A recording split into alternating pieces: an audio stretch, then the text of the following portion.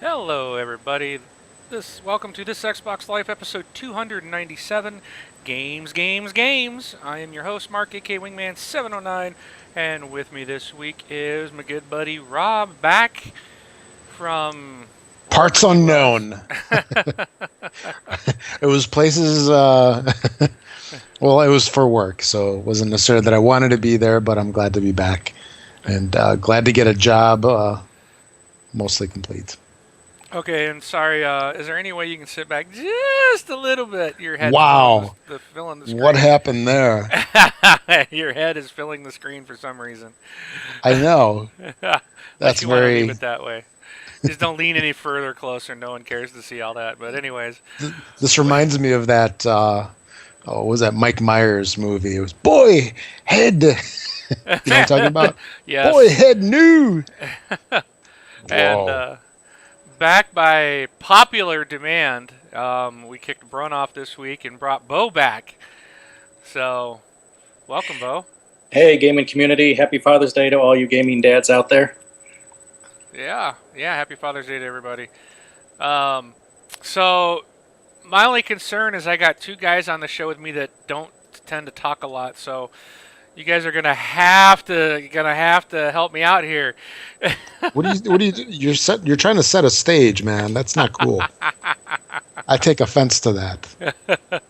well, Bo's filled in for you greatly by not saying much. Oh, okay. Nailed it. Hey now. no, so welcome back to the show, and be sure to check us out at thisxboxlife.com. And of course, as always, be sure to, if you want to support us, you can do it very easily by doing your shopping at thisxboxlife.com/Amazon. That is a affiliate link.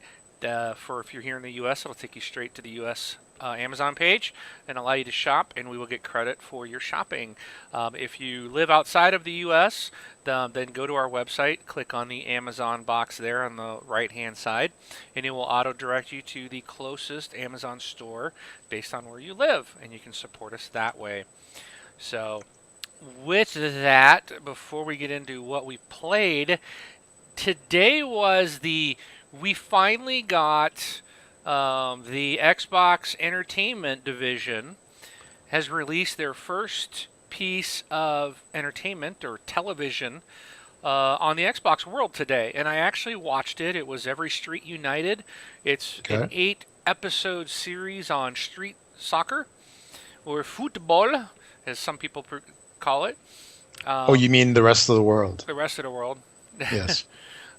So I Or don't the know. other 12 markets? Did either of you guys watch that today? Get a chance to look at it? No, no, I haven't. I don't know about. How about you, Bo? No, nope. I don't have an interest in soccer, but I wanted to watch this anyways Hmm. because it was something new. It was something they talked about. I was very impressed, and I would say even if you don't have an interest in soccer, check it out. They What I first didn't understand is you have to download uh, the every street or Every Street United. It's like an application. So I'm Okay. like, well, that seems weird. It actually goes to a purchase screen, but it says it's free. And then I was like, well, why am I downloading it? It should just be a TV show. I thought it would be like a video, but what it is, it actually downloads an application, and then you can launch each episode from within. But there's other things outside of the episodes. They've got like you can take the polls, they'll ask questions based on after you've seen the video, um, and there's achievements for this too. They're all 0 point achievements, but there are achievements. It would be easy to get all 100%. But there's like polls, there's player profiles. You can put yourself on the map. There's different things and interactive stuff you can do, which I thought was really neat. But I did watch the show, and actually I started it and I was busy building out the show while I was going in the background. So when it ended, I was like, well, rats, I didn't really get a chance to watch it. So I actually stopped what I was doing, sat down in my chair, rewatched it again, and really enjoyed it. The video is beautiful. I mean, just it's all HD, looks fantastic, and it was actually very interesting. So I'm looking forward to each of the other shows. Each episode looks like they're going to come out every Sunday, so they're a week apart. But I recommend it. It's free. It's just gives you an idea, kind of what we're going to see coming from the world of Xbox entertainment. So I thought it was pretty cool. I enjoyed it. I think a lot of people will like it, even if you're not soccer fans. Soccer fans will love it. I think, but even if you're not, check it out. So again, it's free. Yeah, I mean it sounds pretty interesting. I was watching, well, as I was trying to catch up on my Twitter, they kept posting, X amount of days to go. So, for a first effort, I'll definitely check out the first couple of episodes. Probably, I don't know if I'll finish all of them, but we'll have to see. Yeah, it's only 30 minutes long. So Yeah. can't, So is it an actual 30 minutes or is it 30 minutes minus commercials, there are which is actually like a 20-minute show? well, it's a little less than 30 minutes, but there is a Okay. couple commercials. Oh, I think there in is. total I think there was only 2 commercial breaks, and I think there's only 2 commercials. Um, so no big deal. It doesn't bother me. We're used to watching commercials on TV anyways. So Yeah, there that's was just true. a couple quick ones. So didn't have a problem with that. But yeah, it was a really good episode. And I'm looking. They're gonna pick like 8 people from around the world to compete in a street soccer match, I guess. And they got 2 famous soccer players that are going to. Okay, sorry. These 2 like world famous soccer players are kind of picking the 8 guys, and at the end of it, I guess I don't know if it's one guy or all of them or just the winning team because they're going to do a 4-on-4 street soccer match. I kind of missed that part, but somebody's going to get to try out for the Seattle Sounders, which is their professional hockey league or soccer team. So Okay. someone is, they're going to get a chance to try out with that team. So there is an opportunity that one of these guys could end up being playing professional soccer. Oh yeah. And this is, like a lot of these guys, it's their dream. So it's pretty cool. To be neat to see what happens. And the guys are very talented. What I've seen so far, it's like, wow, what they can do with the soccer ball is mind-blowing. So it'll be really cool to see these 8 guys who are obviously going to be very talented duking it out in a street soccer match and just watching that, how that works out. So it's pretty cool. So check it out. Will do. All right. You have your orders. Okay, boss. So, You got it, Mr. Wingman, sir. all right. I know, Bo, I guess you're having audio issues. Yeah, I'm getting 4 feeds now, all of different delays. You got everything on your computer muted? Make sure if you've got Twitch up, make sure you mute it. Yeah, everything's all muted. Okay. Well, if you got to Yeah. hop out and hop back in, I think Gonna the try. call will still go. I think we'll just keep going on. So, well, I give you permission to leave the call. Yeah. Oh, and he's already gone. I'm looking at the Twitch screen, and he's still there. Oh, he's still there. It's like, okay, I'm boy, like, you can leave now. You can Go leave. ahead. Oh, He's already gone. So, all right. yes. And he's back. And he's back. He's back. He's back. He's back. Is that better? Better. Yep, and we're back. Okay. All right. So, anyways, let's go ahead and move into what have we been playing. So, Rob, have you played anything this week? A little bit of Watch Dogs. I'm still trying to recover from my whole traveling work schedule and everything. I got a little bit of Watch Dogs in the other day just to kind of decompress a little bit. I don't know if that was the best thing to decompress with. It's definitely an interesting game. I find that every time I sit down to play, I have the exact same thing happen. And because have you guys played it, right? Yes. Yeah. Okay. So this is what happens. I go through a couple of missions, I do my cameras, I hack a couple of people, and then I get a mission. So I go and I try to stop a crime. Something happens. I get spotted by the cops. Police chase ensues. I panic. I crash into something, and within 5 minutes, I'm shot dead. So it's that. It repeats over and over and over. It's kind of frustrating, but I still keep coming back for more because sort of fun at the same time. But I definitely have to sit down with that game and basically, kind of get my act together with it. I really am impressed with it. It's very cool. The one thing that I'm kind of surprised about is when we were watching all the videos initially, that it's set in Chicago. So I was really expecting a lot of stuff that I would be very familiar with, because I work downtown Chicago a lot. I'm familiar with the skyline and all that good stuff. But when I'm in the game, I really don't feel like it's Chicago. Granted, you see the Sears Tower or the Willis Tower, whatever name they chose to give it in the game, I'm not sure. But you see it in the skyline.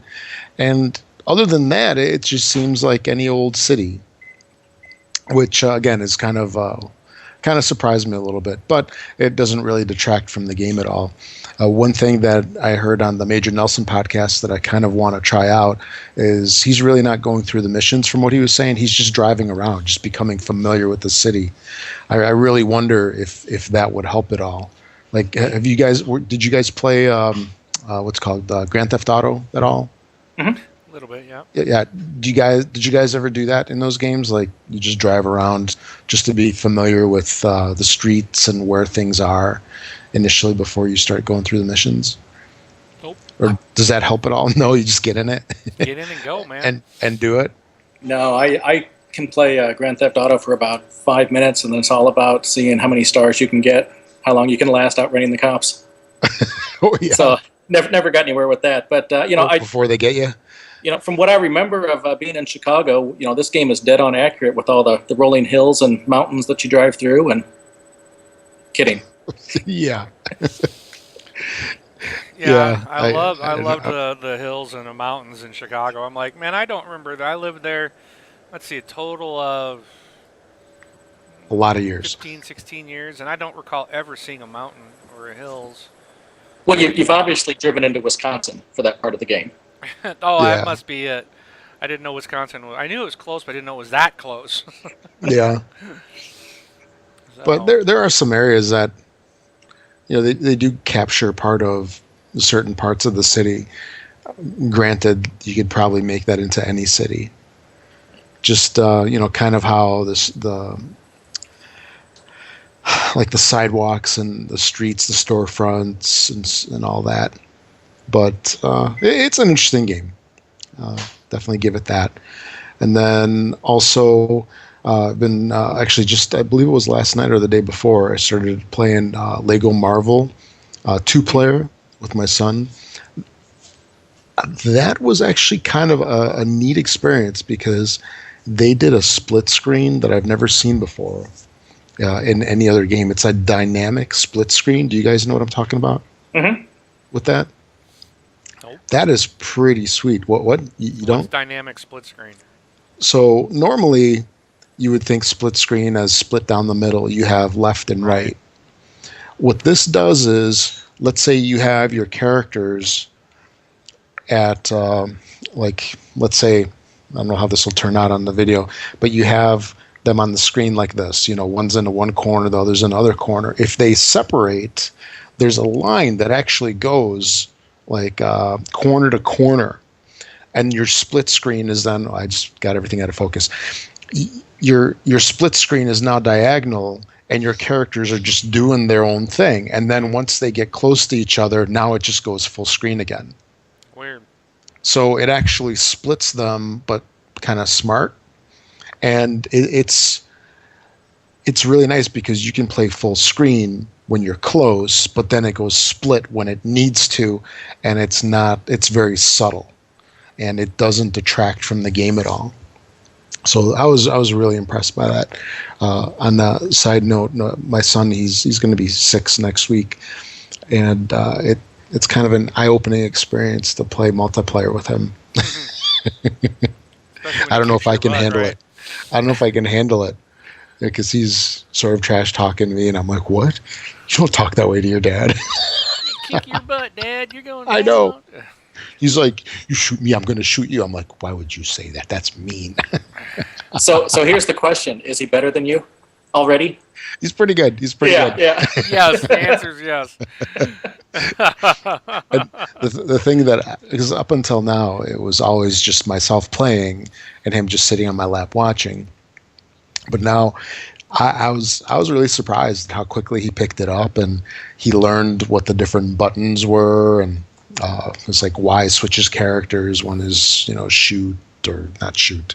Well, yeah, I guess you can shoot or hit things, but yeah, he just picks it up instantly, and it was kind of a eye-opening experience for myself. But it was a pleasant surprise up until I can't handle it anymore. That's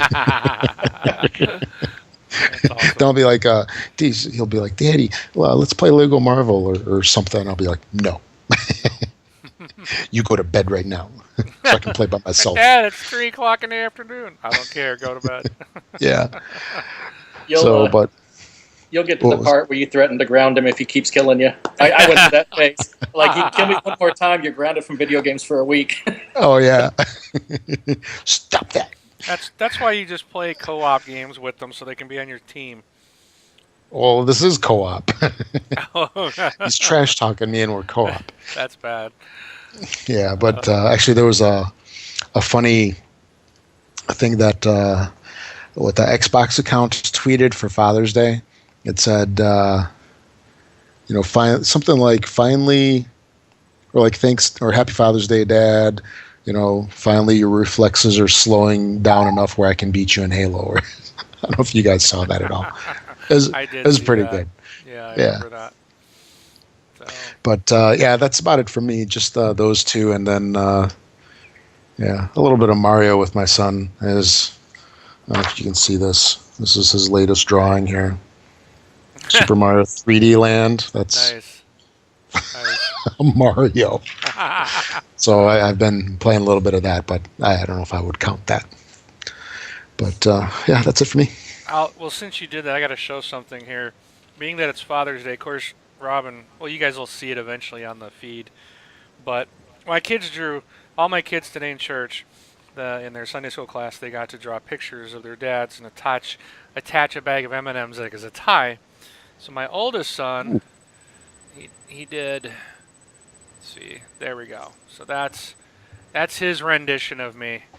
Okay, with the bow tie, which I've never worn, but that's his personality. Okay, so then my daughter, she's a little bit closer. Oh, there's stuff on the back. I didn't even realize. I'll have to read what they wrote about me. So that's with me with a bag of M&Ms on the bottom there. Again, as a I like tie. your So hair. Nice yeah, hair. Yeah. Okay. Then comes my youngest. This one I look like a zombie from one of the... I'm like, I have a couple of mouths. I don't have any skin on my head or hair. I'm like, I know I'm going bald, but come on. Dude, that second one, you look like a girl with a beard. Yeah, my daughter, that was my daughter. She like gave me these big eyelashes. I was like, okay. Whoa. I'm just looking at the third one. What happened to you? You look- I think that's my Dead Island avatar. Or Borderlands. You're one of those dudes from Borderlands. So he hands it to me, and I'm just like, okay, this is what I look like to you, huh? You're like, this is beautiful. I'll now have to read what they wrote about me on the back, so that's funny. Oh, like, wait a minute, who is this? My oldest says, my dad is so strong, he could lift 50 pounds.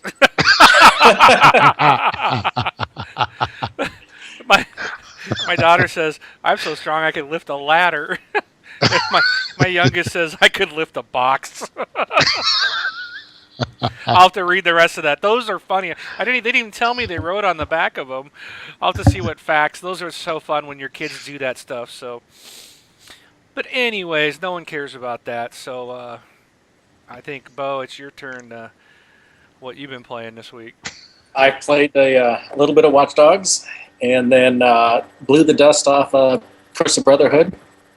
Played some Max, and Nice. while my son was over today, I cheated and had him get me past a few things that I'd been stumped on, and kind of walked away from the game.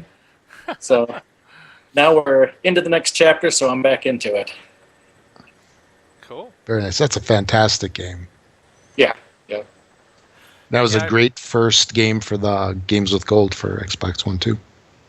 Well, Max. Yeah. Yeah, absolutely. So, all right. So for myself, I did play some Watch Dogs earlier in the week, and then what I played this since I've been back, I had to go out of town again. And when I got back, I played Supra Ultra Dead Rising 3 Arcade Remix Hyper Edition EX Plus Alpha. That's so silly. Dude, the game is fun. Yeah. It's actually fun. It's probably the best DLC they've ever done. it's like a complete, like a 16-bit rendition of the game. Everything's redone. You're in these little areas, and everything's like in these older style graphics, and they got the power-ups, the big floating power-ups that you run through and grab, and you got to defeat bosses, and you get to dress up as classic Capcom characters, and you get like their special powers. It's cool. I'll talk about the game later on, but the game's a lot of fun, and I know Democulus has it, and him and I have been playing. I'm looking for anybody else in the community that has it, so we can get a group of 4 together. So if there's 2 more people out there, or anybody out there that has it, let me know. I'll definitely play with you guys. I'd rather play with a team. I need, you got to get S rank on all these, and they're not that hard if you get a team that'll work together. So if anybody's out there and wants to play, hit me up. But I really am enjoying that DLC. So, but that is it for me for what I've been playing. So we'll go ahead and jump into our stories and get this thing going. All right. So first up is a little bit of E3 talk, I guess. Phil Spencer did a little bit of an interview or whatnot, some talking over there with IGN about the pre-ordering and pre-loading of games. This is something that we even had a little bit of discussion here on the show, because I think we'd all like to see that. It'd be really nice. And especially if you order it ahead of time and it's cheaper. But that's just me. So what Phil Spencer told IGN was it's on the roadmap for our monthly updates. I think the monthly update in June was a strong monthly update. I love what we did. I love the GPU reserve work we did, the real names, the external storage. I don't know if you saw it. We released a tool today online. There's a feedback tool. This is something that came out. That was during E3. Was that when it came out? Mm-hmm. That feedback tool thing? Yes. Okay. And he goes, but it's really just about prioritizing work. Pre-buy, pre-download are all things we look at as important to our long-term success. They've not yet revealed what the next update is going to be. Maybe this will be the July update, because they're pretty much doing these monthly now, aren't they? Yes. Yeah, so they haven't really said anything about what's going to be happening next month, but we'll probably know soon enough since we're halfway. They have. I mean, have they released everything? Okay. They've stated, there's an article we'll talk about later about what's coming in the July update. Okay. So yes.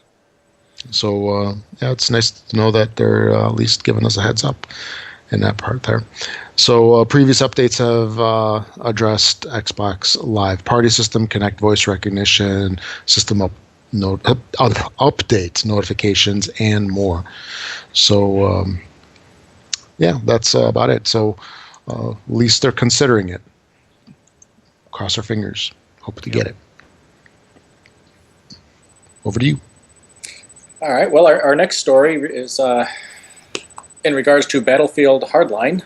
They are introducing new thematic elements and story elements to the Battlefield brand, but the competitive multiplayer's new reputation system is among the most interesting new additions for hardcore Battlefield fans. Thad Sasser, lead multiplayer designer at developer Visceral Games, told IGN, "The reputation system is a session-based persistence that gives players the opportunity to improve their loadout during a match. When you hit certain thresholds, you unlock one of these perks," Sasser said. "There are X number levels of reputation, and during a session, you can try to max out your reputation to earn more bonuses, such as improved armor. The catch is that you have to choose between 2 similarly alluring options, and when your match ends, your reputation is wiped. Nothing persists." This is different from the standard persistent unified economy of Battlefield Hardline, of course. Cash and levels earned during and after each round persist throughout, allowing you to unlock new guns, attachments, and other items between and during rounds. But the reputation system, as an independent progression system, presents interesting opportunities for skilled players. They're saying, we've tried to create interesting pairings so you have a conflict, and as you go through this at each level, you get one of those picks. In the case of protective gear, it's a toss-up between bullet protection or explosive resistance.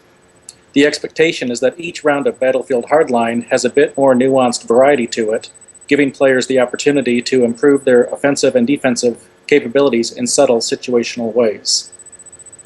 Reputation came about as a means to make on-the-fly upgrades clearer than Battlefield 4's field upgrade functions. Sasser also wanted your actions online to relate more directly to your rewards in the middle of a match. He said, we'll have to spend more time with Hardlines online to learn exactly what relationship is like. That's about it for that one. Battlefield Hardline. Are any of you guys even really excited for it? No. Not so much, no. I think Battlefield 4 was, I mean, they're still having issues. They're still trying to resolve problems on that game. So it's like, I really don't feel like I want to jump into the next one. So I like the idea of making it more cops and robbers. I think that's kind of cool, but there's just other stuff out there I think looks better and will probably play better. And that's what it comes. They're still doing damage control on Battlefield 4, and you're right. There's too many other games out there that work that I think people are more excited for. Yeah. You know, maybe this time it'll be different. Well, it's not DICE making the game, so Yeah. but they're still using DICE's code, so I would think the issues that exist in Battlefield 4 will still exist in Hardline, but hopefully not. All right. Well, another cool game that I am excited about is Dead Island 2 was announced at E3. And basically they're saying that the zombie virus from the Dead Island game has spread all the way from the South Pacific to California. Woo! Bye-bye, California. So we're going to get 4 new heroes in this new game. The zombies aren't the only threat. There's human factions of various types that are aligning against our heroes as well. All can be solved with a healthy application of butt kicking, of course, in the warm California sun. The tone of the game says developer Deep Silver isn't dark zombie, it isn't silly zombie, it's cool zombie. I don't know if you guys have seen the trailer of this dude jogging down the beachfront, and he's listening to his jams, you know, as he's jogging, and all of a sudden people behind him it's like everywhere he passes, someone's getting eaten by a zombie, and people are changing as he's passing them. So it was kind of an interesting trailer. If you guys recall the original Dead Island trailer that stood out so well. Oh yeah. This wasn't as good, but it was still interesting. Dude, that was messed up trailer. That was messed up. You know, the heroes are going to come in 4 classes. We get a Berserker, a Hunter, a Speeder, and a Bishop, each with his or her own unique skill set. But up to 8 players can engage in a game of Dead Island 2 at a given time. These 8 can cooperate with each other, compete with each other, or ignore each other entirely at their own discretion. Deep Silver wants to give players a living open world, complete with other players doing their own thing. More players means more zombies, and Dead Island 2 will have more zombies than ever before, each built from a randomized component system that means no 2 will look alike. To take down the Horde, players will need to rely on the huge arsenal of weapons available to them, which has been expanded to include motorized weaponry, but that's a double-edged sword of sorts. While the motorized weapons are more powerful than their manual alternatives, they make a lot of noise, which will attract the zombies. Also, they rely on fuel, a scarce commodity in California that's been overrun by flesh-eating undead. So the good news is that dual wielding of weapons has been confirmed for Dead Island 2, so manual or motorized players will be able to do twice the damage they were able to in the previous game. The visuals Deep Silver showed from the video, or showed via video from a new build of the game, nothing less than astonishing, exploiting the power of the Xbox One to truly capture the sun-drenched dread of zombified California. So look forward to this game, as I'm going to be come spring 2015. So, Can't that wait. seems so far away. Dude, I love Dead Island and Dead Island Riptide. Both games are so much fun. I'll be on this one for sure, day one. Excellent. Oh yeah, man, they were so scary. Me and those zombie games. So No, it's not scared, I scary. can't play. All right. Okay, moving on to the next one. GTA 5. It's coming out for more systems later on this fall, I believe. I don't think we have a date yet, but sometime this fall. I'm guessing probably October, November. It's going to be coming out for the Xbox One, PC, and the PlayStation 4. What are we going to be getting in this version? Well, I'm glad you didn't ask, or did ask, whatever. They're saying that in this version we're going to get increased draw distances, finer texture details, denser traffic. I imagine that's street traffic, and enhanced resolutions working together to bring new life to the cities, towns, deserts, and oceans of Rockstar North's reimagined Southern California. You can expect the biggest, deepest, and richest open world experience yet, with the game world enhancements to include new wildlife, upgraded weather, damage effects, and an array of new details to discover. GTA Online is also going to be getting a whole bunch of benefits as well, including everything that that I had just mentioned, plus a couple of things on its own. Sign in, you'll be able to tap into all new content and gameplay created since the launch of Grand Theft Auto Online, including an array of new jobs, arsenal of new weapons, scores of vehicles, and properties, and player customizations. So you'll be able to transfer your Xbox 360 saves to the new game, and there's a trailer out there that you can check out. So look for this one soon if you enjoy Grand Theft Auto 5. You can enjoy it on your new Xbox One. I think they're going to sell a bajillion of these. Yeah. So many people I know that have already beat GTA 5 are saying they're going to buy it again on Xbox One. I'm not sure why, but that's what they want to do. Yeah, if you really love that game, I could see yourself doing it, because I did it with Tomb Raider. So why not GTA 5? Because Tomb Raider was a good game. Oh, zing! Yeah. Yeah. Oh, I'm going to get hate mail now. Now, would something like Watch Dogs, would it scratch that itch, and maybe people, if they got that, they wouldn't get GTA 5? I don't know. No, I think GTA, that people just love it, man. It's, Yeah. They just love that game and they can't get enough. I think they'll enjoy playing it again. I don't know how much better it will look, but because it does look, I think looks pretty good on the 360. Yeah. So, but yep, I think they're going to sell a bajillion copies of it on there too. So. Oh, for sure. For sure. All right. All right. Over to you, Bo. This next one is actually an adventure game, which is more of what I'm into. D4, short for Dark Dreams Don't Die, is an adventure game from, and I'm going to butcher this name, Hidetaka Suhiro, a.k.a. Swery, the director of Deadly Premonition, among other titles. D4 takes a different track from some of Swery's earlier work, however, casting players in the role of Detective David Young, a former Boston PD sleuth turned private eye who is obsessed with getting to the bottom of his wife's murder.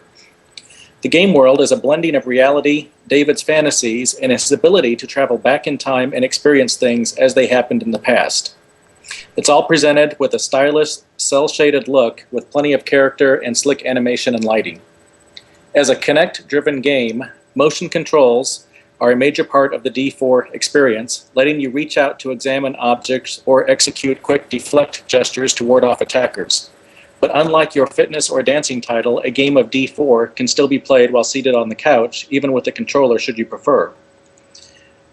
But don't expect indiscriminate flailing. Exploring the world requires stamina points, and players will only have a limited number of these in a given area. Thus, a puzzle element comes into play, requiring players to carefully choose what they do and in what order they do it based on the clues the game gives them. Additionally, D4 features plenty of murder mystery story revolving around a series of bizarre interactions with characters David encounters throughout the game. Some, like the enigmatic Amanda, a woman who just started living at his house one day, seems highly mysterious at first. Others will come to be understood by examining clues. The sole of a woman's high-heeled shoe, for example, can trigger one of David's time-traveling memories. David himself keeps a running internal monologue, film noir style, to let you know what's going on in his head. But the game is also filled with between-the-lines allusions and interconnected story elements that will only be revealed as players get further and further in. D4 is planned for a first season with more seasons to come in the future. It is single player only and will be available exclusively for the Xbox One this year. Cool. I remember them talking about this game on, it was either E3 or the reveal last year. I didn't Right. It was know last the year. significance of this producer or whatever, whoever that was. Swery. Mm-hmm. It looks pretty interesting from the Yeah. stuff that I've seen of it. And it'll be something different. That's what I like. It was It's not Yes. just another shooter or another open world game. It's an adventure game, which, we need more adventure style games, more, Mhm. real time strategy games. Give us some different stuff for our consoles. So that's kind of cool. Be happy to see if this is successful. Time will tell. It Yep. will. All right, I think it's my time for Supra Ultra Dead Rising 3 Arcade Remix Hyper Edition EX Plus Alpha. So this is a DLC. We talked about it last week that it was coming. It had come out, but I wanted to give a little bit more information on it. And now that I've played it, but it's $10 for the DLC. You do have to own Dead Rising 3, obviously. But what this is it's a styled expansion of the Dead Rising 3 universe, and it stars Nick, Annie, Chuck, and Frank. And that's kind of sort of, because their characters are actually cosplayers dressed in various outfits from the history of other Capcom titles, from Rival Schools to Street Fighter to Dino Crisis. When the characters wear a given costume, they get more or less the powers associated with that particular character. So in costume is Chun-Li from Street Fighter 2, Annie gets her famous flash kick, whereas dressing up as Mayor Mike Hager from Final Fight yields this timeless 360 spinning punch. The point of all this is to team up with 3 other buddies and go kick some zombie butt. Levels range from straight up zombie swatting to vehicle races to hostage rescues to boss fights. Missions generally come strung together in a series with players scored against each other based on achievements and also as a team. Power-ups and weapons abound, and players can build their personal power-up bars by killing zombies, unleashing their special moves once the bar's charged up. And many zombies will be killed in this version. In fact, most levels present players with many zombies. In fact, most levels present players with an endlessly respawning supply. That's what I can't get this out. Blah. Endlessly respawning supply of zombies, and they're not too much of a threat unless it's you can die and you can get completely surrounded and die, but it's not. I mean, you really not hard. Let's say it's not. How do I say that? You don't die a lot unless you really aren't paying attention, or you do get surrounded. So the point is to go crazy with superhero-like powers in the free environment where you can just, go out and kick butt with your friends. So it's a fun game. I actually like what they did. I think it's really unique. If you like some of this retro gaming, like Demakios really likes it because of all the characters and reminds him of some of it's like retro gaming without doing the retro gaming. So it's a really cool DLC. I really like what they did with it. It's a lot of fun and I enjoy it. So if you get it and you want to play, hit me up. I will be happy to join you for a match. Righto. All right, Halo 5. I think a couple of people in the community are probably interested in this. Maybe 2 or 3. But just to give you a little bit of info over here, there's Halo 5 Guardians beta launching on December 27th. It's going to go for a total of 3 weeks only. And it's going to be ending on January 17th, 2015. So that's December 27th, right after Christmas, before New Year, and go into the third week of January. Beta access is going to be available through the new upcoming Halo the Master Chief Collection. It'll be launching on November 11th for Xbox One. So I would imagine that this means that you have to purchase the Master Chief Collection to get beta access. Is that what it sounds like to you guys? Yes, you do. Mm-hmm. Okay. So, if you want beta access, go ahead and purchase that. Or if you actually want the games, purchase the Master Chief Collection and get the beta access as a bonus. And the Master Chief Collection is going to have each game in the Halo series that features Master Chief as the main dude. So look to that in the future. All right. Well, Xbox showcases 9 blockbuster exclusives coming this holiday. That is before 2015. And as you mentioned, Halo, the Master Chief Collection, featuring Halo 5 Guardians multiplayer beta, is top of the list.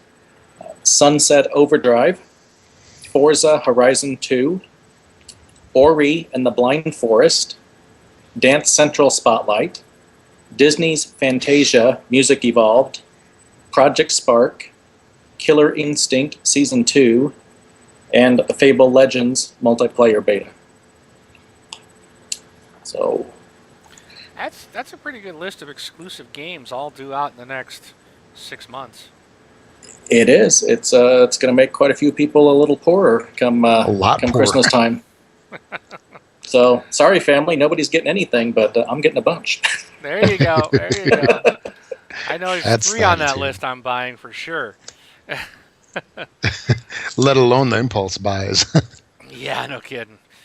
So, Well, actually, I posted on our group earlier this week. That's the best thing about this generation going digital is that those impulse buys, until they let us do trade-in credits, the impulse buying is over. Mm-hmm. alrighty. So cool. All right. Next up is Dance Central Spotlight. We mentioned this earlier. This is the 4th entry in Harmonix Kinect-enabled franchise, and it's a debut for the Xbox One.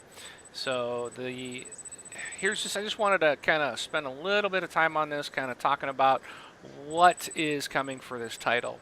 So at a recent demo at E3, the title's project director, Matthew Nordhaus, enthusiastically elaborated on this fresh take. Quote, "It's focused on dancing. It's all about dancing, accurate moves, cool choreography, and awesome music." So despite streamlining the gameplay, offering a smaller soundtrack, and stripping out potentially superfluous elements like Dance Central 3's story-driven campaign, Nordhaus promises Spotlight has got bigger and better everything. His claim is supported not only by the new hardware's ability to up the ante in almost every way, but also the title's novel approach to getting content to gamers. Rather than releasing on a physical disc at retail, Spotlight will only be available as a download. The package, which Harmonix ensures will be a sweet deal in terms of price, comes with 10 songs. The idea behind offering a smaller, bargain price soundtrack is that it gives players more freedom to pick and choose the tunes they want beyond the bundled 10. This freedom of choice comes in the form of a huge library of downloadable songs. 50 plus will land at launch, with new ones lighting up the virtual jukebox on a weekly basis. According to Nordhaus, this new model is all about giving fans exactly what they've been asking for. We can get them music and choreography faster and release more content much more quickly. By supporting Spotlight aggressively with DLC, Harmonix can also keep the experience current. We can identify songs that are popular and on their way up and release them while they're still on the charts, Nordhaus says. On top of offering what Harmonix playfully refers to as Build Your Own Adventure, Dance Central, this title benefits from a number of gameplay evolutions. Each song now has 8 routines split into 2 rows on the game's user interface. The top 4, blah blah blah. The top ones are to allow easy to hard progression path, while the bottom row includes 4 alternates, 2 that more aggressively represent both ends of the learning curve and 2 fitness routines. And the latter there is separated into a strength and cardio and offers deeper, more dedicated exercise experience than previous entries.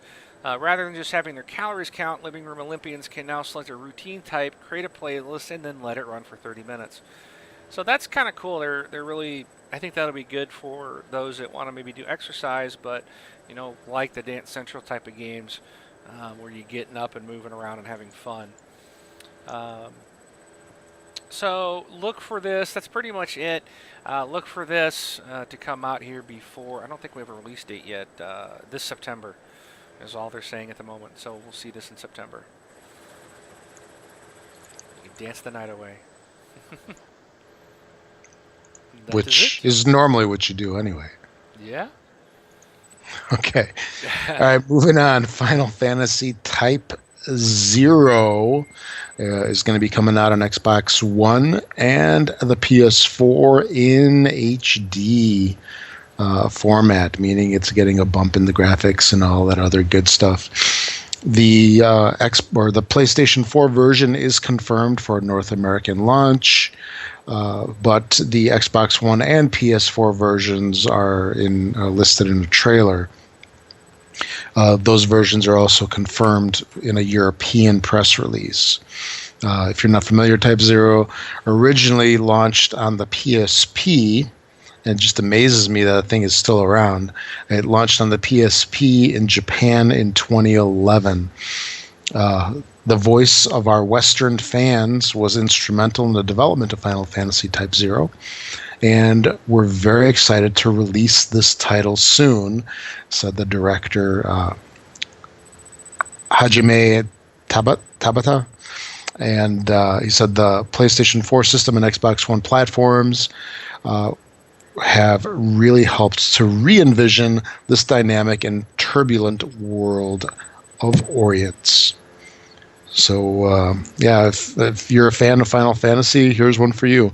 So I know there's a lot of people that just love this series. They just love it to death. So you got another reason coming out soon to, have your wallet a little thinner. Over to you, Bo. Mark, any comments on that? Nope. Okay. All right. Not a Final Fantasy player at all. I tried was a Final Fantasy 13, and I didn't get into it. Fair enough. Fight to survive in Dying Light. Techland's Dying Light isn't just another zombie-themed first-person shooter. The entire game, everything you can see in front of you, can be traversed using the right shoulder button. Simply running at a building, a wall, or an obstacle, and hold the button, and your character will traverse or climb the object appropriately. As you do so, you gain agility points, eventually leveling up and gaining a new ability. And these aren't just +5 to speed type abilities either. They're honest-to-goodness game changers, allowing you to slide, drop kick, tackle, and pull off a whole slew of other moves. Of course, if you'd prefer not to go the parkour route, but stick to the ground and fight your way through, Dying Light's mobs of zombies, not recommended, they're tough. You'll earn strength points instead of agility and level up skills in the combat tree. Paweł Kapinski, International's PR and marketing director for Techland, emphasized that Dying Light rewards players for the way they play, not through an arbitrary point system, ensuring that your character evolves along a natural progression, getting better at the things you like to do. In addition to letting you run free through a fictional Istanbul-inspired city, Dying Light features a variety of emergent side missions that pop up as you attempt to handle your main quests. Survivors will be fighting off zombies and request assistance, supplies will sometimes get airdropped into the area, and other optional activities will present themselves to you. Often these are time-sensitive as the game's main missions. Take too long and survivors you need to rescue will be zombified, leading to new outcomes and different paths in this storyline. Two other important aspects of Dying Light are its weather and day-night cycles. Kapinski stressed that zombies are attracted by noise, so rain or wind can be a boon to the player, whilst clear sunny days are an enemy, making it much easier for zombies to single you out. Conversely, when day becomes night in Dying Light, the tone shifts dramatically. Rather than hunting zombies, you become the hunted, as a new type of pursuer zombie spawns and relentlessly tracks you if you leave the safety of the home base. This turns Dying Light into a stealth game during the nighttime. These pursuer zombies are too tough to fight, so you must rely on sneaking. You also have the ability to briefly blind the pursuers with a flashlight in order to evade them and accomplish objectives at night. The most dangerous opponents, of course, are the AI humans, who are armed, hostile, and coordinated. But even here, players can cleverly make use of environmental traps, or even the zombies themselves, by luring them with noisemakers or explosives. Dying Light also features both cooperative and competitive multiplayer, where humans can team up to play through the campaign or take on the role of a zombie. The game is built on Techland's proprietary Chrome Engine 6 and looks beautiful, with highly realistic animations for the zombies and other characters, as well as fantastic lighting and weather effects. It will be available on the Xbox One and 360 early 2015. I'm muted. Cool. I'm looking forward to this game. I mean, it's like, I thought this was like the Dead Island 2, so I was surprised when they announced Dead Island 2, because this is the same group. It's Techland. Mm-hmm. So, I'll get this one too, without a doubt. I'm ready. Zombie good. All right. So let's move into Mortal Kombat X or 10 or whatever. This game, I guess they're bringing out some gore, which is, I guess, we're not normally used to seeing in this series. I mean, we're used to seeing some stuff, but they're going to ramp it up a bit, I guess, is what I meant to say. Gameplay in this game falls somewhere between NetherRealm's previous Mortal Kombat and their more recent fighting endeavor, Injustice: Gods Among Us. The levels include a variety of environmental attacks and objects to interact with. At one point during a recent demo, after waves crashed upon a dock and the bloated, waterlogged corpse of some poor schmuck was tossed into the air, he was snatched up and used as a baseball bat. It was gross and awesome, and that's not even as gruesome as it gets. X-ray attacks returns from the previous game, allowing fighters to get an internal view of damage done to their opponents.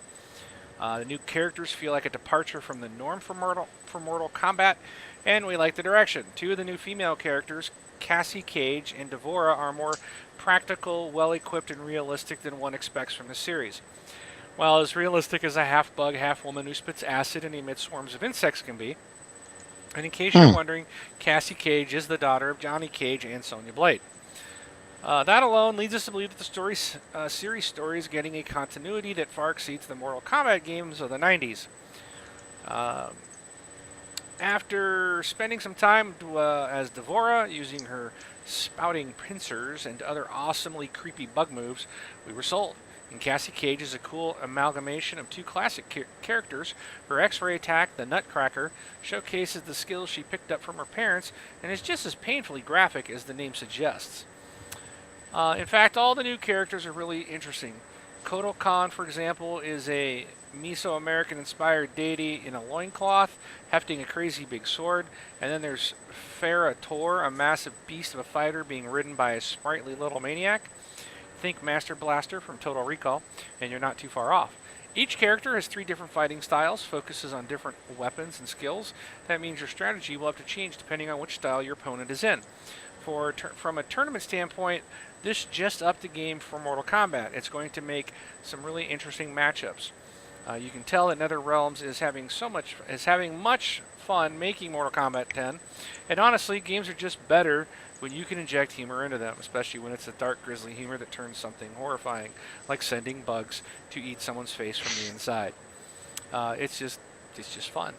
You can take in all this wonderful awesomeness later on this year on both the Xbox One and the 360. I'm sorry, it'll be next year.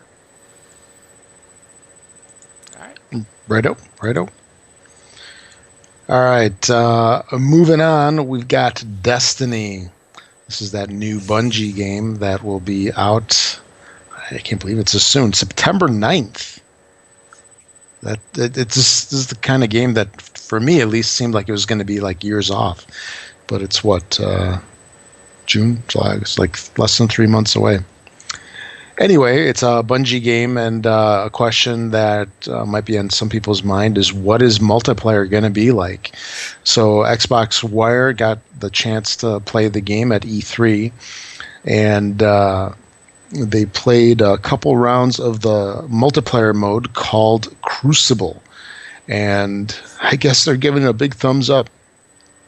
So they're saying fans of multiplayer first-person shooters will feel right at home with Destiny, but the game moves in new directions. Everything about the game feels like a mix between the Bungie style that they know and love, with cool new weapons, skills, and game mechanics. The demo consists of a few rounds of control wherein two teams battle over 3 markers, claiming them to earn points. Players in Destiny are tough, plated in armor with recharging shields and ridiculously high jumping abilities. And yet, we definitely noticed less of the spray and pray gameplay reminiscent of many console shooters, and more controlled, focused, full team maneuvers. One of the differences between Destiny and other shooters is the health bar display above every character. You can see how much health and shield your opponent has left, which better allows you to adapt your strategy on the fly. Knowing that an opponent's shield is low gives you the knowledge and opportunity to quickly take a move, like switching from an assault rifle to a hand cannon to go for a good, clean headshot. Things like this make Destiny a smarter shooter than most. The multiplayer mode supports character customization, so your single-player character and gear comes with you, letting you show off your creation as you jump over someone and throw a grenade down at their feet. Grenades. How do you think about that one? What do you think about that one, Mark? Grenades? My team better watch out. Yeah, that's right. And they finish up saying, we haven't gotten to see the different character classes, dozens of weapons and skill that Destiny's Crucible mode offers, but what little they've played, they're basically sold on it. Destiny is a blast to play, they say, and gives you the tools to excel in your own unique way, so you're not just another soldier on the field. So it looks like Bungie might be amping it up a little bit, but we'll have to wait until September to see what this is all about, to see if it really lives up to what they're saying here. I've watched some of the footage of some people playing, and they're Yeah. streaming it on Twitch, and I've not been that impressed. To me, it just feels like ho-hum. Been there, Yeah. done that. It doesn't feel like anything new. But I do think what really interests me about Destiny is going to be the campaign. That's what I'm looking forward to, is that story, not so much the multiplayer. Okay. I mean, I'll play the multiplayer. I played some Halo. I usually did pretty well. Never really was that into it. Not a huge Halo fan. I like usually playing co-op campaign and stuff, but I'm really looking forward to Destiny for the campaign. But so we'll see. Okay, yeah. And any of you guys watched any of the Twitch streaming of this? No, I saw the trailer. I haven't watched the streaming at all, though. Okay. No, this is one. It's a sci-fi campaign, which I'm looking forward to. So I'm intentionally kind of staying away from any video of it because I don't want to have a preconceived notion before it comes out. So it's just one I'm going to get, play the campaign, and leave it at that. So it's an insta-buy for you? It is that. Okay. And again, I don't care if I play the multiplayer. There's plenty of other games out there to do that with, but I like sci-fi movies and stuff like that. So between this and Master Chief, I'm set for the rest of the year. All right. Moving to the next one, Forza Horizon 2, Blame It on the Rain. Now, is this a tribute to Milli Vanilli or just me? Blame it on the rain. There you go. During an earlier meeting with Forza Horizon 2 developer Playground Games, they put a heavy emphasis on the racer's new dynamic weather system. Raindrops splatter windshield, turn roads into soggy slicks, and reduce visibility. We weren't able to experience the effect, but after a bit of hands-on time, we've learned one crucial point. Summer showers turn exotic supercars into missiles with all the guidance of a blind penguin. The key thing to remember is that all weather in Forza Horizon 2 is actually dynamic. A given race may be bathed in sunshine, while the same race later that in the game might feature a sunny start, followed by a momentary deluge, then a bone-dry race to the finish. In most racing games, weather has less of a realistic effect, but in the case of Forza Horizon 2, a sudden downpour translates to cars sliding off the road at 160 miles per hour. Once the rains come, you should be prepared to drive as cautiously as possible, lest your expensive ride turn into a rolling hunk of scrap. Sliding sideways off the road isn't always a negative, however. Unlike the original Forza Horizon, even simple point-to-point races feature multiple paths to the finish line. One rain-slicked corner might send you careening into a vineyard, only to regain control on an unforeseen dirt road that could shave a few precious seconds from your overall time. The return of the asynchronous multiplayer drivers, known as drivatars, might worry some given this new emphasis on realistic rain physics, but helpfully the AI-controlled drivers in Forza Horizon 2 seem far less prone to destruction derby tactics, aka Mark's driving style. Even during the rain, the only collisions we had were completely our own fault, and the computer characters seem to take a more conservative approach to navigating the Italian countryside once the clouds opened up. Granted, they're still driving cars capable of topping 200 miles per hour with little trouble, but the end result is a less high-speed game of bumper cars and a more rapid test of your braking abilities and reaction time. Forza Horizon 2 debuts on September 30th, leaving scant time for major alterations, so once the racer rolls around, beware the rain. It might look pleasant and inviting, but behind the wheel of a Lamborghini Huracan, all those tiny droplets may as well be death threats from Lord Poseidon himself. That's going to be so awesome. I can't wait. I'm really excited about this. And having dynamic weather, I think, is going to be a really cool aspect to this game. Are you guys planning to get this? I think I will. Yeah. I'm still on the fence, but we'll see. I definitely haven't ruled it out. The first game was so good. So good. It's so much better than if you like Forza but find it like, oh yeah, it's a great game, but I get tired of racing on tracks and you'd rather have more of like an open world, this is it. I mean, this is Forza, only it's open world. It's so much better. It's just, I loved the first one. So I'm really excited. Now they're adding this other stuff in. This is going to be cool. I don't know if it's true. Did you guys hear that was it The Crew? The Sony racing game? I think it's The Crew. Or maybe it's not The Crew's coming out for, it's coming out for Xbox One. No, there's Oh, yeah, you're talking about the one that was delayed for a year that still is far beyond this one. It's not The Crew, it's I know which one you're talking about. Drive Club. Yes. I think it was Drive Club I think that's the one that they actually scrapped. The rumor is that they scrapped it, pulled it from the Sony E3 press conference because Forza Horizon 2 basically blew it out of the water. Mm-hmm. And we've got we're going to have two driving games on the Xbox One while the Sony platform is still waiting to get theirs. This game also, I guess Drive Club only has like 40 or 50 cars, where this Forza 2 has over 200.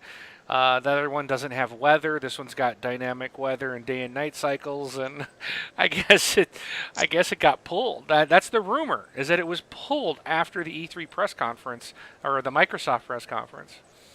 So, I mean, I don't know if it's true or not, but I find it kind of humorous that, they didn't want it to, they decided not to show it at all because it was already upstaged by a Microsoft game.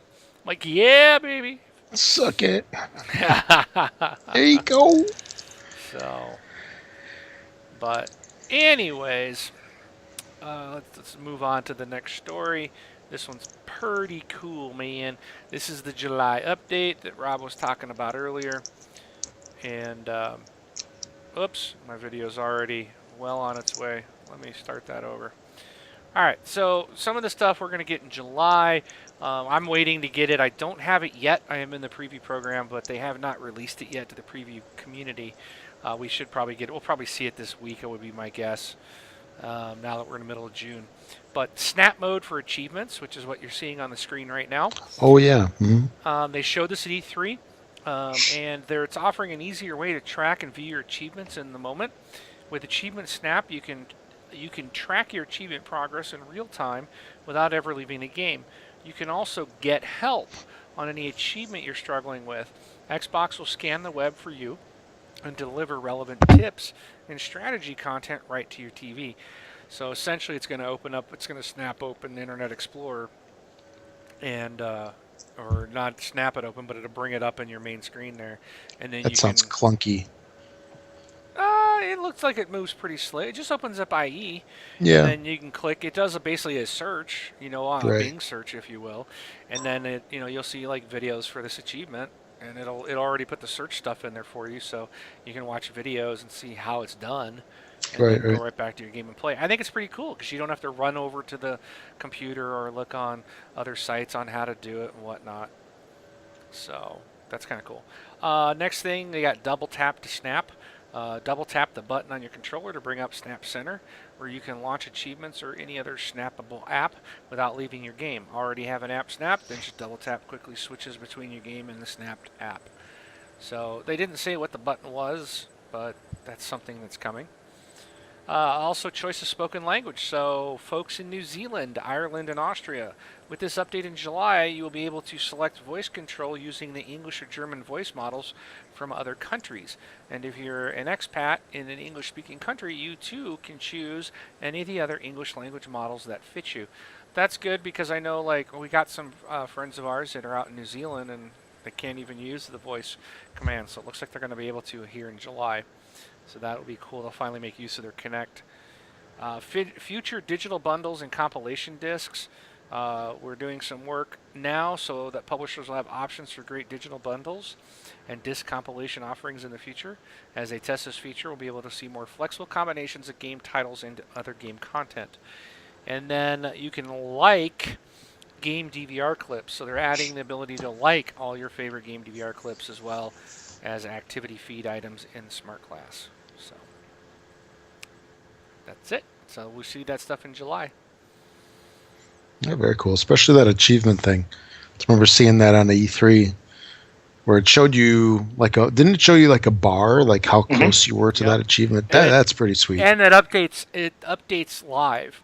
So Yeah. it is, as you say, you got to do so many kills with a certain weapon, and that bar does progress. You'll see that thing move while you're playing. Right. That's kind of cool. Oh, for sure. All right. So moving on, this is about Falling Skies. This is a TV show that's been on TNT now for 3 years. We're going to be starting up, I think, the 4th season next week or the week after, in the next couple of weeks. I thought it was in late June. But it's a show that was pretty cool. I've been watching it myself now. I've been watching the seasons as they've been rolling out on TV. And there is a game that is following that series, Falling Skies, the game. Nice name there. If you like XCOM, this is kind of going along those same lines. That's one way to look at it. Or if you like XCOM, this is a game that's a total ripoff of it. I guess it's all about perception there. The premise of Falling Skies is there's been some alien guys that came down. They kind of laid waste to humanity, and humanity's got a bunch of ragtag survivors that are kind of like the resistance, trying to fend off the big bad aliens. And there is quite a bit to this game that's actually a downright copy of XCOM, including even coloring of how you can move in terms of direction, range, and all that good stuff. Let's see. And they were basically asked, I guess the developer Little Orbit, how they planned to make Falling Skies, the game, stand apart from XCOM, which came out in 2012. So that was about 2 years ago that it came out. And Little Orbit basically said that where XCOM restricted sidearms to a pistol for all classes but the heavies, Falling Skies allows soldiers to wield a shotgun as a secondary armament. And then also that in Falling Skies, soldiers can level up to more than soldiers in XCOM. This game also features dispatch missions, which is like Assassin's Creed Brotherhood style side quests that players can send a unit on when they need additional resources. So so these are some examples of the game that has expanded on what XCOM Enemy Unknown offered 2 years ago. But I guess it's real easy to say that it's kind of a XCOM ripoff. But if you like XCOM, if you like that kind of thing, this might offer something new and fresh for you to play. But the series is pretty good. If you haven't seen it, you might want to check it out. It's when you initially look at it, it looks like low budget, kind of cheesy-ish a little bit, but it's actually decent. It's worth watching. Well, that is all. All right. Homefront: The Revolution aims to take the power back. 2011's Homefront presented players with a terrifying, fictional future where a rising military superpower invaded and occupied the United States. Homefront: The Revolution, the Crytek UK-developed sequel, aims to evolve on its predecessor's intriguing concept while also elevating its mechanics and gameplay to next-gen standards, or as we call it, current gen. Once again, players are up against the Korean People's Army, a powerful, freedom-hating force hell-bent on turning America into an Orwellian nightmare. While Homefront, set in 2025, depicted the KPA's initial invasion of the U.S., the revolution picks up 5 years later. The evildoers' occupation of the states is in full swing, America has fallen, and players are put into the well-worn boots of everyman resistance fighter Ethan Brady. Crytek UK is constructing the title's narrative and characters on this against-all-odds foundation, while also leveraging this underdog scenario to craft the Revolution's gameplay. Rather than arming Ethan to the teeth with the expected first-person shooter arsenal, the developers are giving him access to what producer David Stenton dubs the Guerrilla Toolkit. In fact, relying on guerrilla tactics, ambushes, assassinations, hit-and-run attacks to take on the enemy is what Crytek bets will separate this game from the been there, fragged that pack. We got a taste of this approach during a play session set in the game's open-world Philadelphia, which the KPA, in a kick to America's pride, named their capital. Searching a resistance safe house, we armed ourselves not with guns and grenades, but with bolt cutters and a Molotov cocktail. Our mission was to rescue some freedom fighters being held in a KPA-controlled police station. Upon exiting the hideout, we were subjected to a scary, real look at how the occupation had taken hold. Enormous airships filled the sky, drones patrolled the streets, and a PA system reminded scared citizens of the evening's impending curfew. We soon learned that our smartphone was mightier than the sword in this frightening future fiction scenario, from tagging potential targets and accessing area maps to detonating homebrew explosives. There was no shortage of terrorist thwarting tech packed into the device. After surveying the police station from afar, we performed a stealth kill and disabled a security camera with a well-placed brick. We broke out the bolt cutters and used them to access a secret stash of resistance good found by the way of graffiti-like directions left by our allies. Upon grabbing the gear, batteries, weapon mods, explosive substances, and a remote-controlled car, we customized our rifle using an interface that will be comfortably familiar to Crysis fans. We tweaked scopes, stocks, and silencers to our KPA-hating heart's content. With our gun good to go, we headed toward the police station and popped a squat by a parked car. Thanks to a distracting explosion triggered by our rebel pals, we were able to outfit the RC car with an IED, that's improvised explosive device for you fresh guerrilla recruits, and pilot it past enemy soldiers, under vehicles, and finally to the facility's door. After controlling the toy-turned bomb from its own first-person perspective, we snapped back to our character's cover spot and detonated the bad boy right beneath our bad guy's noses. All hell officially broke loose, enemy reinforcements got called in, and our newly freed friends made their escape. We finally got to peer down the iron sights and light up that Molotov cocktail, but the demo came to a close before our trigger finger could get much of a workout. While we didn't get to see the results of our actions during the demo, Stenton informed us that rescuing the prisoners will help expand the resistance and ignite the revolution. Apparently, as players progress through the story, the world changes based on how much they built up the rebellion. Successful revolutionaries, for example, might see more rebel rioters than KPA a-holes in the streets of areas they've liberated. Our short play session barely scratched the surface of what Crytek UK has planned for the final game. The demo nicely showcased the title's guerrilla-focused gameplay, but it also teased features like uprising points, a sort of progression-based currency players earn by ticking off the KPA.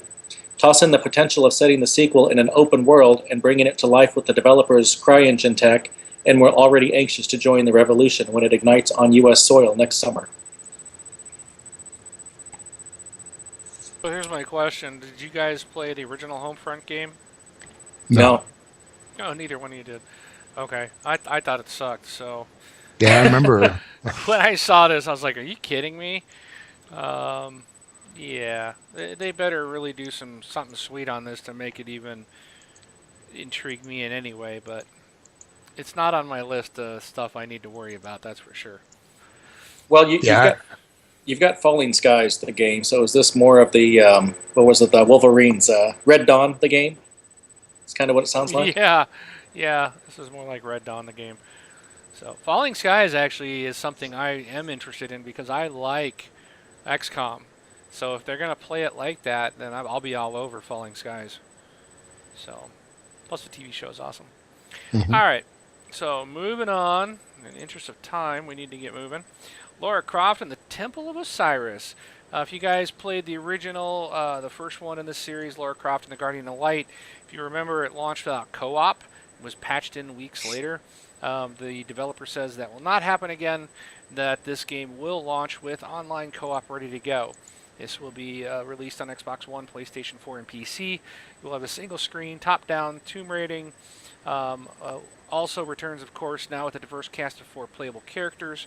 Lara Croft, a rival explorer named Carter Bell, and 2 imprisoned Egyptian gods, Horus and Isis. The game will support a mixture of local and online players that make up the adventures, can also be completed solo. So that, keep in mind, just a reminder that game is coming out here soon as well for, or in the future for Xbox One. So, and that Guardian of Light was a free Xbox game a little while back, so I picked it up, but didn't get very far in it. Yeah, because I think it originally came out. It was one of the Summer of Arcade games. I think you're right. Last year, the year before. I just panned it. I just totally had no interest in it. But then when it came out on the Games with Gold for free, I actually snagged it, like I do every one of those games, and it's really good. It's a lot of fun. It's a lot of fun. I definitely give it a thumbs up. So I'm actually kind of looking forward to this new one, Temple of Osiris. All right, we good with that? Yeah, we're good. Okay, in the interest of time, let's keep rolling here. All right, Titanfall June update. That is this month, since it is June. It's going to be introducing 2 new modes. One of these modes, I think, Wing offers you some royalties, right? They better send me my royalty checks. Yeah, did your people talk to their people and get this sorted out? If not, my people may have talked to their people, but my people haven't talked to me. So okay, all right. So we'll have to see what happens with that little soap opera then. Anyway, so there's going to be 2 new modes to this. One is called Marked for Death and Wingman. Hey, wait, marked Wingman? Yeah. That's double royalties on there. Anyway, it's my DLC. Yeah, exactly. There you go. The Wingman 709 update. for June. Anyway, Marked for Death is exactly what it sounds like, where one pilot from each team becoming the target for a limited period of time. Basically, as soon as one of the Marked for Death targets gets killed, 2 new players are selected.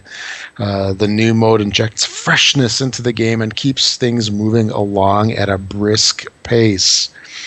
The next one, Wingman Last Titan Standing, introduces 2 versus 2 mode into Last Titan Standing and is going to be Titanfall's first non-6 on 6 gameplay.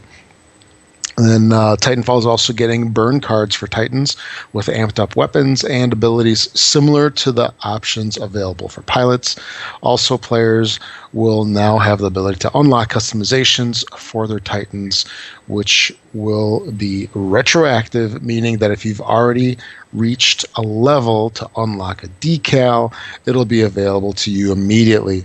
The DLC pack will come with new art for the menu screens and also allow you to toggle music heard in the lobby. There's going to be improvements to matchmaking, better balancing of the teams, shuffling players around based on their skill level. The game will also show when a new player has entered a lobby. They do not give the exact release date for this, but it is titled the June update, so it'll be out in the next 2 months. Unless it gets renamed to the July update, but look for it. Yeah, yeah, look for it on June 30th or 31st, whichever is the last day. 30th. Who knows? But yeah, June 30th is the last day. Cool. And that is all. Well, here is a big yawn. Resolution Gate. Whoa. Oh, am I jumping ahead? Watch it. Watch it, buddy. Big yawn. What are you talking about? Well, I'm done. No, you don't have to go through that. That's not the point of the story. Sorry, I see what you're saying. The point of the story is just it's coming to Xbox One. Well, no, I'm going to be fair here. No. Oh, I didn't know. That's not even why I put that there. Just Diablo 3 running at 900p on Xbox One, PS4 version locked at 1080p. Who cares? Senior producer on the console version of Diablo 3, Julia Humphreys, confirmed that the game will run at 900p on Xbox One. The PS4, they're calling it exclusive pixels, has been confirmed to run natively at 1080p. Both versions will run at 60 frames per second. She commented, "We are prioritizing frame rate regarding the quality difference." Now, what I take from that is that Xbox One can get it done at 900. We don't need the full 1080p to make a great game. There you go. Yeah. So, drop the mic. Bam. All right. So that's it for you, then, on that one? That's it. I'm done. All right. Okay, Payday 2. Those of you that played it on the 360 might be happy to know that Payday 2 Crime Wave Edition has been announced for the Xbox One. This Crime Wave Edition includes enhanced features and a stash of new bonus content, giving fans the ultimate Payday experience. This game cast members cast you as a member of the infamous Payday crew as they work their way through the biggest and most elaborate heists on their careers using the all-new CrimeNet system, overseen by the mysterious Bane. Designed from the ground up to be the ultimate 4-player cooperative experience, Payday 2 features 4 new skill trees: the charismatic mastermind, the heavy enforcer, the gadget-crazy technician, and the super stealthy ghost, which alongside a versatile weapon modification system and all-new mask creator, gives players a chance to live out their fantasy of being a career criminal. So, we don't have a date yet, but it is coming. So I'm looking at the official press release and I do not see a date. So as soon as we have one, I'll be sure to let you know. Right on. Okay. I think that takes us out. That's it for topics. Yeah, that's it for this week. So community, we don't have anything from the community this week, but you can definitely join the community by look for This Xbox Life on Facebook. That's where we are. And you can always email us, contact@thisxboxlife.com.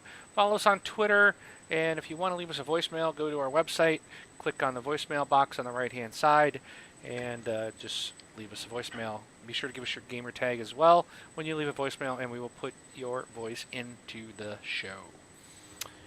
All right. So let's get into new releases. All right, retail releases coming up here. We don't have anything on the 360. Xbox One, we've got one title, only one title. It's EA Sports UFC releasing on Tuesday, June 17th. And that's it for this week. But we all know that anything that gets released right now is just something that's in the way of the Sniper Elite 3 release on July 1st, right? Yeah. So it's coming out 2 weeks away. 2 weeks Nice. for Sniper Elite 3. There, buddy. Looking forward to that one. I am surprised, and I'm going to look it up here somewhere else, that I'm surprised that the, this UFC game's not coming out on 360. It wasn't listed as being released on the, so I'm kind of surprised by that. Yeah, 'cause I looked on EA. I mean, yeah. It's got to be something that's just third gen. Well, if it's EA, that UFC means something else, but hey, won't go there. so kind of surprised by that, but I guess it's not coming out. So, but you have to get it on Xbox One, and I don't see it on GameStop listed either. So. Yeah, and there's a playable demo that came out, again, only on PS4 and Xbox One. That came out earlier this year, looks like. In June 3rd. Okay. Oh, Yeah. it did? Yeah, looks like it. Okay. Well, that explains it. All right. So where, Rob, might someone purchase some great gaming stuff if they need it? That's a very good question, Mark. Well, I have the answer for you, my friend. It is Amazon.com, and by going there, you can purchase anything your heart desires, from toilet paper to Xbox One games to shaving cream and who knows what else you might want. Make sure to use our Xbox Life affiliate link.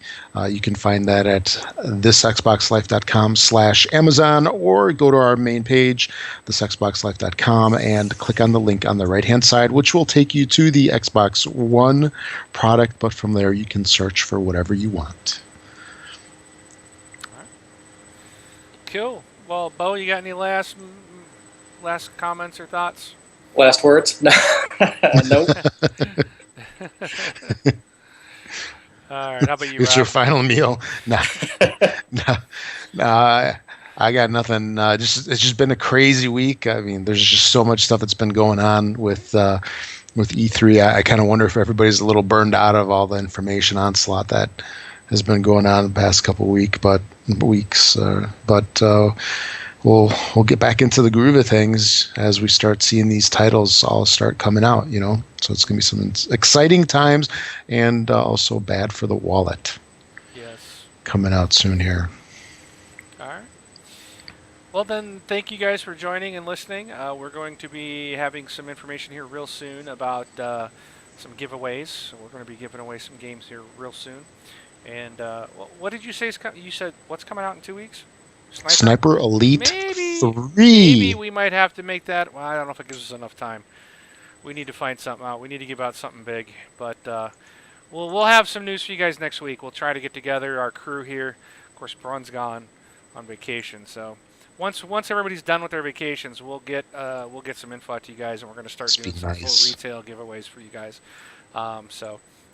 Please rate us 5 stars on whichever application you're using to listen to our show. Thank you for watching. Thank you for subscribing, and thank you for supporting us through our Amazon link. With that, I am Mark AK, Wingman709. I am taking off. I'm Rob, also known as Prestar. Thanks for listening and watching, everybody. We'll catch you all next week.